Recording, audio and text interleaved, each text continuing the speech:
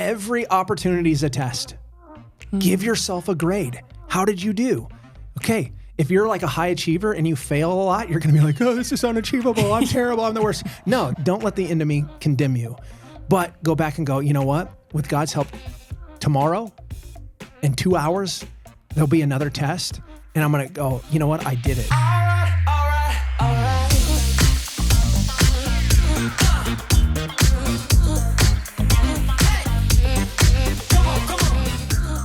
Hey there, amazing parents. Welcome back to P.E.P Talk, the Parent Experience Podcast. My name is Kayla, and I'm joined by my co-host. I'm Robert. And we are stoked to be back with you for another month. Yeah. I love that. I am stoked. I feel stoked. I love that. But we're so excited to be back with you for another episode to encourage you in your parenting journey.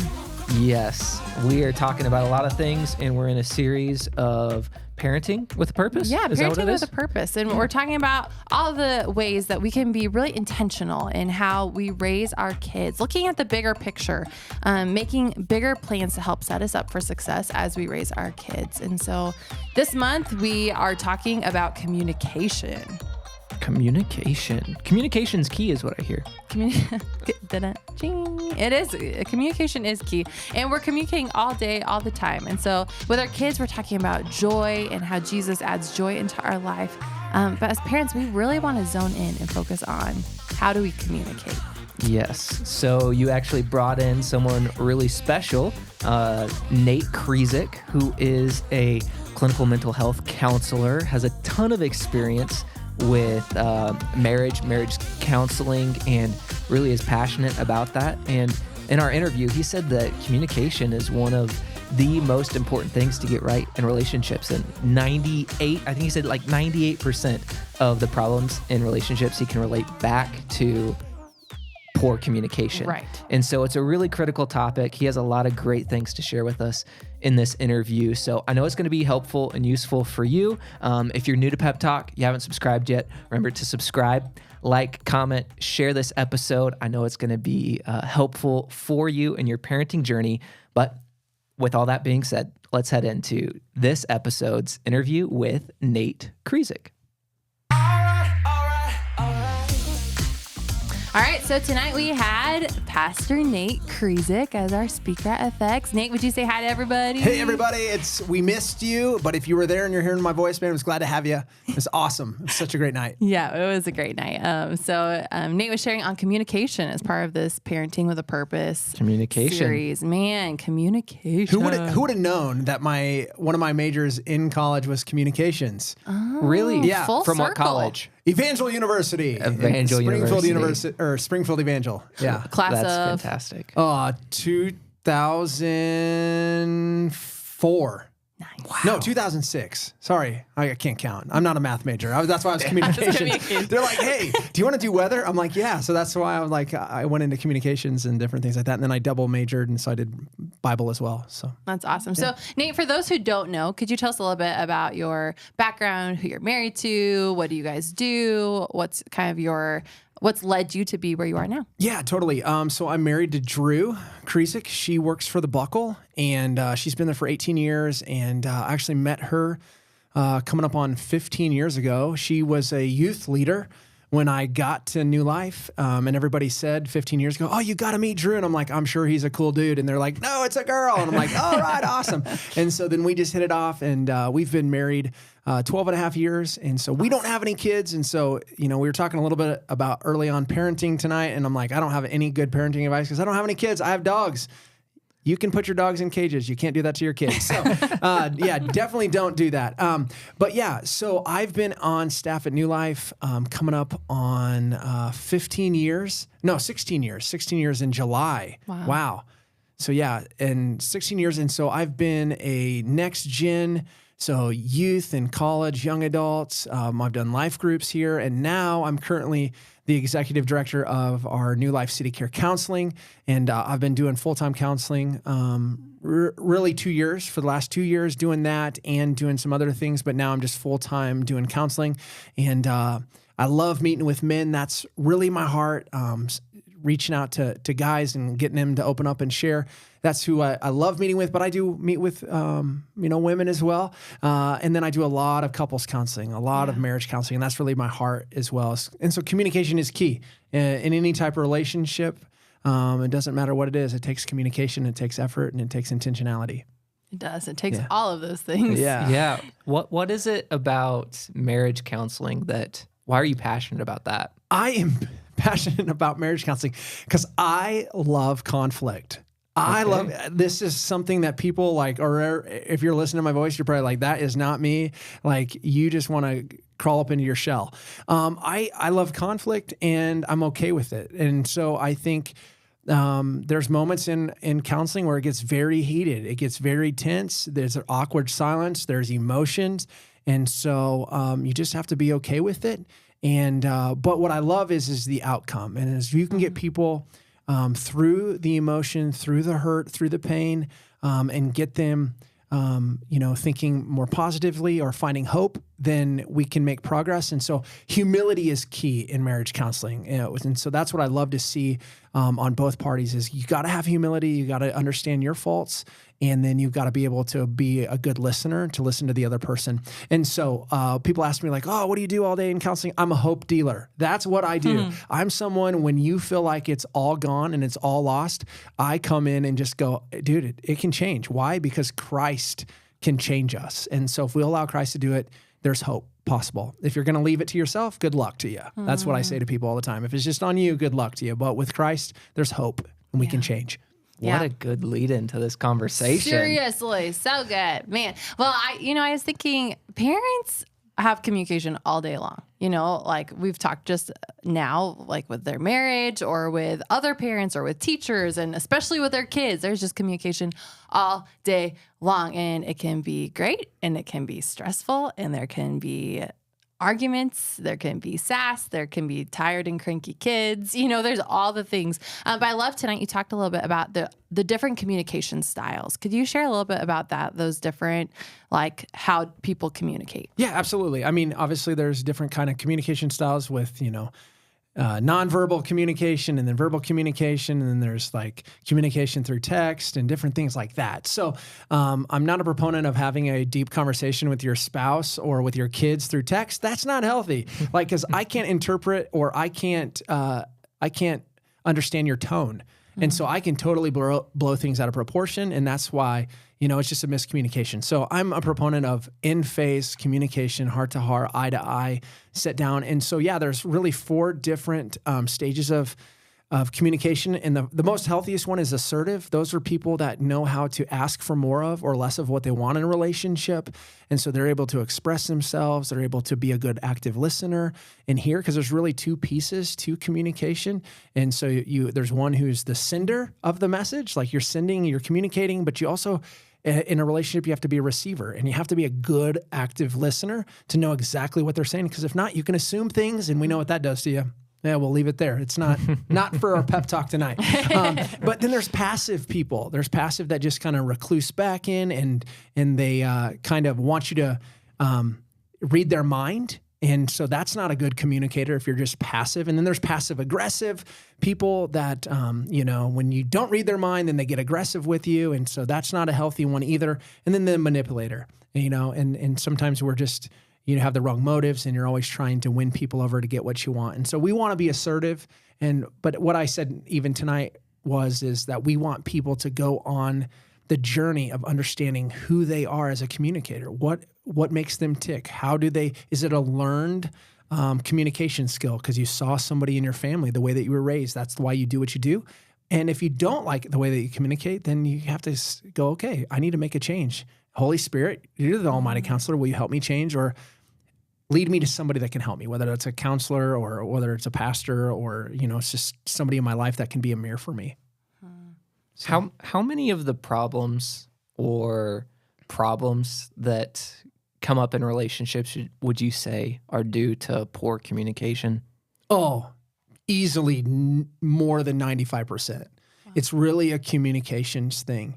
And a lot of times it's on the receiving end. It's not, you don't have empathy. You don't, you're trying to, the other person's like, you never, you always. And then you get on the defensive side. And so what I talked about even tonight is in a relationship, in communication, only one person has to stay emotionally balanced and calm. Because the one person can go off on you and say all of this, but if one person was to go, okay, help me understand. What did I miss? Okay, I'm sorry. We can figure this out.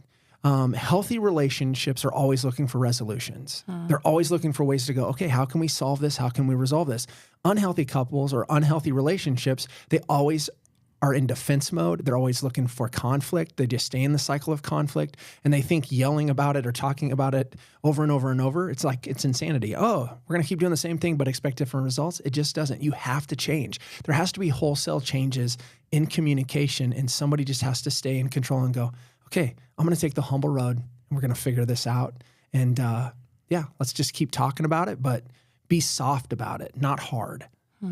I want to make sure that parents really hear that, because I think even beyond, yes, in a marriage and in communicating there, that's important. But even with kids, like, are we looking for resolution? And I love what you said. If one person can remain emotionally in control and they can control what they're saying, that's you, parent. Like, Absolutely. as the parent, if you can do that, if your kid, and I'm saying this to myself, I have a emotional child right now, right? If I can stay in control when my kid gets emotional and not let it just my day influence how I react, if I can just take that breath, say, Holy Spirit, help me to speak with self-control, that we can find that resolution then, that we can think through.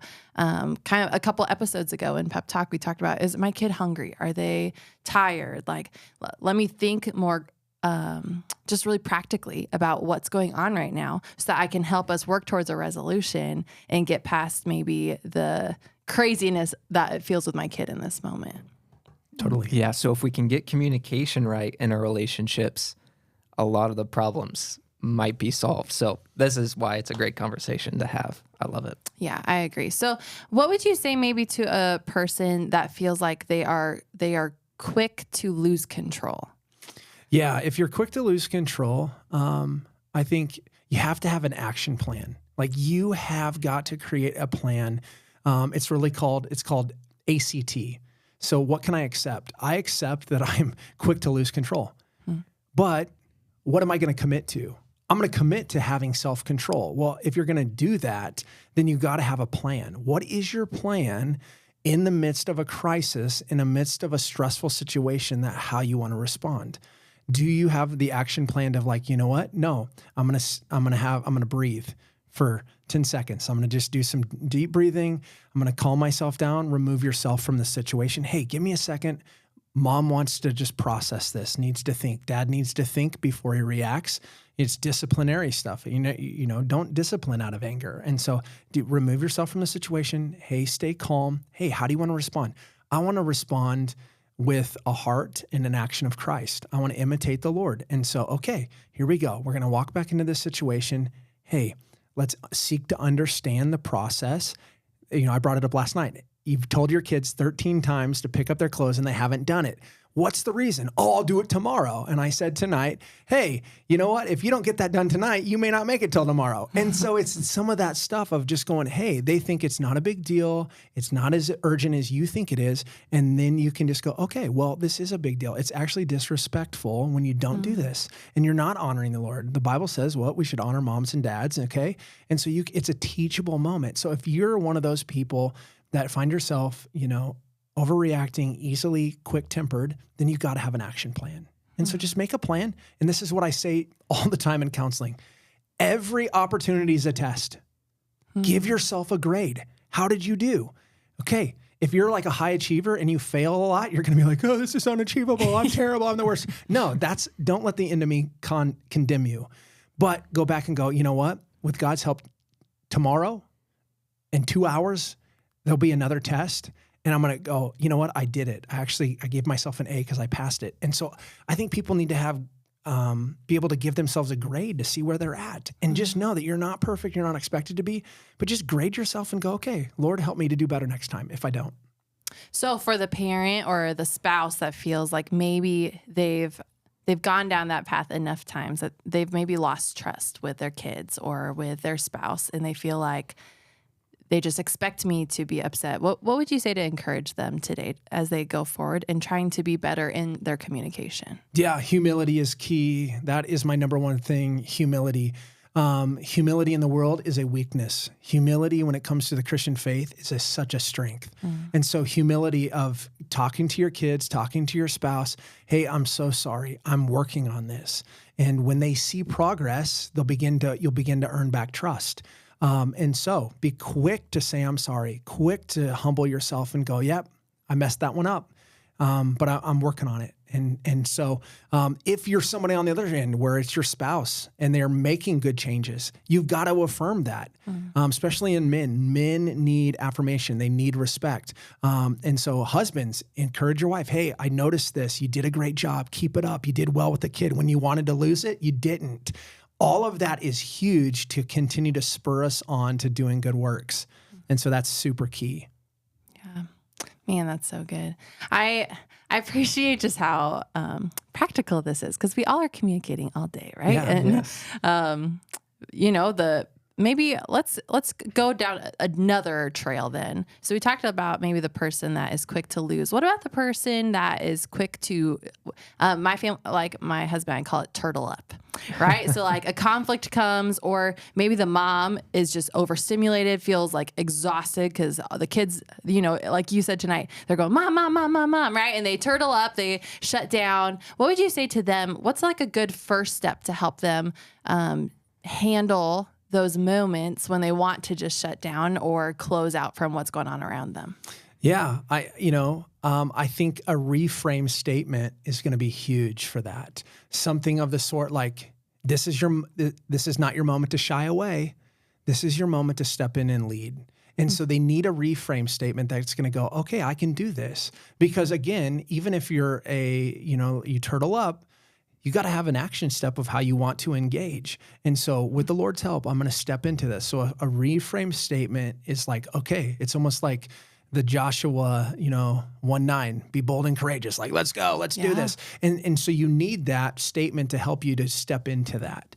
So I think that's just one thing that I would just say, hey, today you may go home and you might walk in, you don't know what you're going to walk into at your home, but this is your moment. Don't turtle up. You can do it. All things are possible with the Lord's help. And so I'm going to step into this, and I'm a 1%er guy. If you did it better 1%, you stepped into it, celebrate the win. Way to go, that you didn't turtle up. And so if you did something that you didn't want to do and you did it better, celebrate it. Yeah. I love that. And we're talking about joy this month with our kids. And so I love even Philippians 4:4. That's our verse. Rejoice in the Lord. Say it again, rejoice. Like, man, if you had a win today, if you did a little bit better, that 1% better, like, let's rejoice. Thank God for it. And it's going to then reflect what our verse was last month that said, a cheerful heart is like good medicine. It's going to keep you healthy. And so as you celebrate those wins, I think that you'll find you might see the progress that you're having too, which is really good. Yeah. I know that communication isn't just talking, though. It's not just about how you talk. It's also about how you listen. So what tips would you give us for being better listeners in communication and relationships? Yeah, definitely. It's all about not being distracted. So eye contact. I know that men like to do stuff shoulder to shoulder. Let's go conquer something. Let's get something done. Amen. Yeah, right? And then women love to do stuff face to face. It's like, look me in your eyes. Tell me how you feel. Man, let's get them all your eyes watery and I can feel your feels. Okay, so it's good. But I think that's key in any relationship, whether it's parent to child or husband and wife, whatever. You need to give them all your attention. So I think that's key. And then the other thing is I teach a tool. So I'm hearing you say, repeat back what you heard, keep it simple. Less is more. Only say what you heard them say. Don't assume, don't add in more or think that they want to hear more or assume what you thought that they meant. Just say what you heard and be a good active listener. Because this is what I know is when people are heard and they feel validated, their defense walls go down. They're more likely to know that that they trust you and that they're going to share more. If you just blow them off or you say something that they didn't say, then what happens is they defense wall up, and then they either get louder, more demonstrative, or they recluse in and they get quieter, they get passive, and then they shut down. And so to be a great communicator, you have to be a great listener. So what I'm hearing you say is that we have to have eye contact and we should repeat back what the other person said. You got it, man. Yeah, my defense walls are all the way down. You can say whatever you want, Robert. I'm in. It's good. The undistracted listening, I'm thinking about kids, especially the older kids. So not necessarily like preschoolers, toddlers, but the older kids that maybe are really distracted and not listening to their parents. Screens are a huge distraction. And maybe by the time the parent gets the screen put away and then they're trying to have a conversation, well, then the kids may be upset that they had to put the screen away. And then it just feels like the whole communication's out the window. What are maybe some ideas that you would give parents that are struggling communicating with their older kid because they are just so distracted? Yeah, I think, limiting screen time is key. I think talking about that, whether that's video games or, on an iPad or things like that, or on the phone. I think just having good interaction. There's a tool that I use with couples, and it's called Rediscovering Your Love Map. And I think you have to go on the journey with these older kids of going, hey, let's just discover who you are. Who's God's designed you? What are your hopes and your dreams? Like just asking them and allowing them to share. It doesn't matter. It doesn't necessarily have to be super deep, but just getting them to have a good conversation and be able to conversate. I think I see that a lot with kids and older students. It's like they don't necessarily know how to conversate without having a phone and sending a text or Snapchat or things like that. And so if you can just go, hey, you'll get the screen time back, but I need you to know how to interact. One day you're gonna have to do an interview. You're gonna have to know how to talk and make good eye contact, and you're gonna have to be able to express yourself. And so, just teaching them that way is just one thing. I don't think. I don't have any kids. I'm not an expert in that. Yeah. And so, moms and dads, you've been blessed with kiddos because the Bible says that they're a blessing. Mm-hmm. And you have the greatest job and opportunity to be a good steward, but it's the most difficult because you have the Bible, but not every kid is the same. They don't come with the blueprint of like, oh, here's the manual, just do this. There's not one right way to do it. Right. And so you just have to give yourself grace going, okay, this one was easy. This one is hard. Right. And just know, okay, God, give me some grace to know how to communicate with this one. Yeah, when you were talking about that, it reminded me of a really great saying, connection leads to cooperation. And so maybe you need to just find something common that you both enjoy doing. Get out and do it. And then afterwards, start a conversation about it. Like, okay, we went and we threw the basketball around for a while because that was fun. We got outside, we were moving. Now let's talk about that. And, that's just a very basic first line, but at least you have some common ground to talk about. That's a positive experience too. So just creating those experiences, I think, to discuss as well. Yeah. At the end of your time with us tonight, you shared a statistic that I think is really, really encouraging. And the goal of this podcast is to encourage and equip parents to raise kids that know and love God. So just in wrapping up, would you be able to share with us that statistic and kind of your thought and perspective on it for parents? Yeah.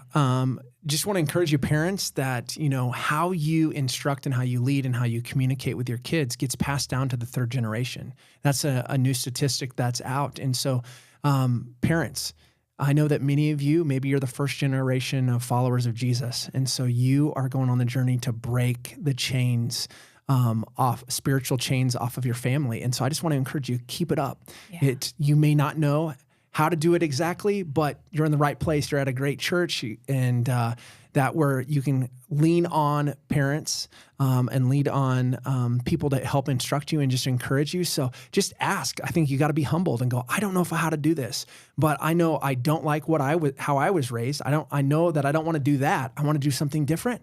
And so just go on that journey of going, with God's help, all things are possible. And God, I'm going to listen to you and lead me and instruct me. And when I don't do it right, I'm going to be humble to ask for forgiveness and keep moving forward. And so, yeah. Man, that's great.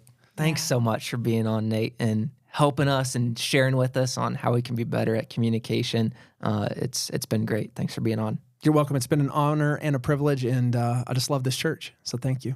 Thanks, Nate. What an awesome conversation with Pastor Nate. And I hope you just feel encouraged in some area of your communication, whether that's with a spouse or with another adult that you're trying to communicate better with, or your children, right? We can all improve that 1% a little bit more. And I know that I'm taking some things away from it that I'm really encouraged by. And, I just think, parents, you're doing such a great job. I'm proud of you for continuing to pursue to be the best parents that you can be, to raise your kids to know and love God. What an amazing job. Great job, you guys. Yeah, and you know what I think? I think it's been encouraging for us. I know it's been encouraging for parents. I think there's other parents that could be encouraged by this as well. Yeah. So if you guys found this episode helpful, just copy the link wherever you're watching right now and maybe share it on social media, maybe text it to a friend and just say, hey, this was encouraging for me. Maybe it'll be encouraging for you as well. Don't forget to like and subscribe, and we'll see you on the next episode. See ya. Bye.